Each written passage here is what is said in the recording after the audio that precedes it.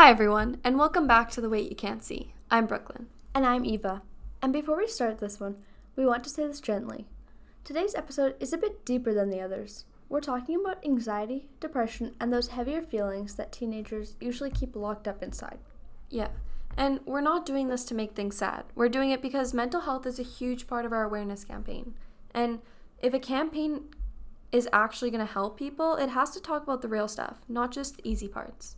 So we're keeping the same chill vibe as always, but we're also going to be honest, because so many teens deal with anxiety and depression silently, and we want this to be a place where those feelings are actually acknowledged.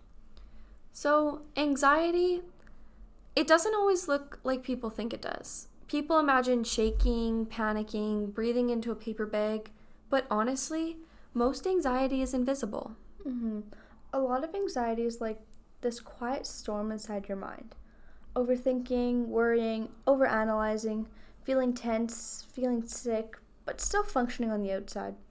And people don't notice it because teens are experts at hiding it. We'll be sitting in class looking totally normal while our heart rate is racing and our brain is doing 600 scenarios per minute. Yep, and that's literally how teen brains work. I read a study from the National Institute of Mental Health that said the emotional part of teenage brains is more active than in adults, which means we feel fear and stress way stronger. And that explains so much. Anxiety shows up in weird ways too. It's not always I'm scared. Sometimes it's stomach aches, sometimes it's being irritated at everything, and sometimes it's just feeling frozen. Or overthinking something tiny until it feels like the biggest thing in the world.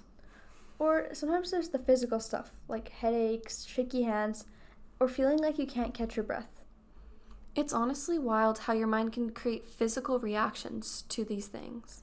Because your brain thinks you're in danger, even when you're not.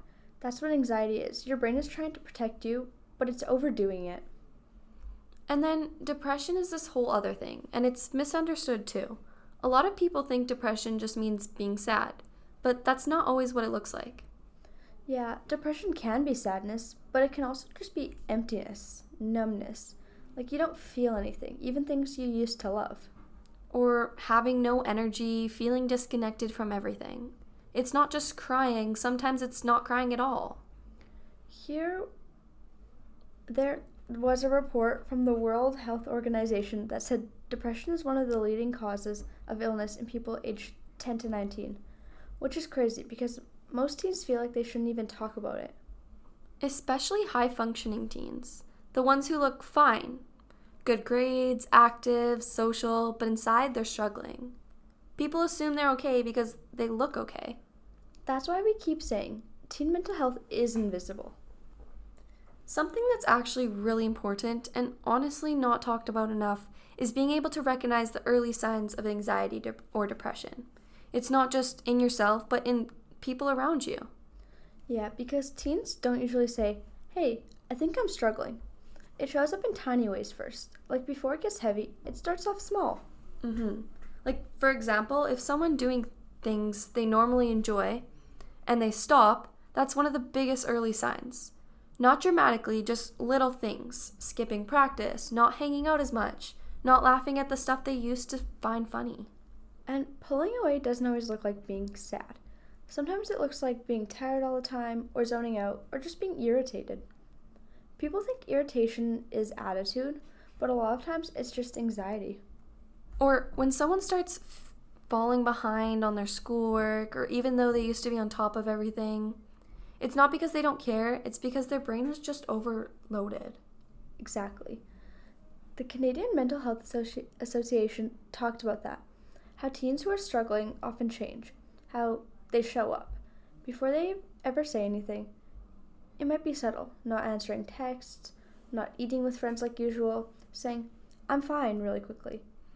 Yeah, even the I'm fine voice becomes different. Like when someone is brushing everything off or just joking too much so people don't ask questions. That one's a big one. A lot of teens hide depression behind humor. It's not obvious unless you're paying attention. And with yourself, the early signs are sometimes things you don't notice right away, like feeling tired even when you slept, or being on edge for no reason. or losing motivation. Not in a lazy way, in a mind is exhausted way. There was a study from the CAMH that said loss of motivation is one of the earliest signs teens ignore because they think it's just being tired. And the thinking part changes too. Like your brain jumps to the worst case scenarios or even keeps looping the same fear over and over again. Or you start feeling disconnected from friends, from activities, or even yourself. If you notice these signs early in someone else, it doesn't mean you have to fix them. Teens can't be therapists. We're not in charge of finding a solution, but you can be observant and gentle and supportive. Yeah, even if it's just a, hey, I've noticed you've been quieter lately. Are you okay? That sentence sounds small, but it opens a door. And even if they say they're fine, they'll remember that someone noticed, and that matters more than people realize. Support doesn't have to be huge. Sometimes it's sitting with them, sending a check-in text, or reminding them they don't have to deal with it alone. Because early signs are easier to help with than a full crisis. Catching the weight before it gets too heavy. That's how we protect each other. Something I want teens to hear is this. Having anxiety or depression doesn't mean you're broken. It means you're dealing with something heavy. And that weight is real, even if nobody else sees it. That's the whole point of this podcast. Making the invisible stuff visible so teens feel less alone. So, what actually helps? Not the cheesy stuff, but the real things. I think one of the biggest things is telling someone. Not a speech, not a dramatic moment, just saying something like, hey, lately I haven't been feeling like myself. It opens a door. Yeah, and you don't have to tell a ton of people. Just tell one person who listens. And reminding yourself that thoughts aren't facts. Your brain can tell you scary things when you're anxious or depressed, and that doesn't make them true. And small routines can help too. Not giant, fix my life overnight changes. Just things like getting fresh air, eating regularly, having a sleep schedule, or doing one thing that you enjoy, even if you don't feel like it. And talking to a counselor or therapist, if you can, really helps. And this doesn't mean you're broken. It just shows that support exists for a reason.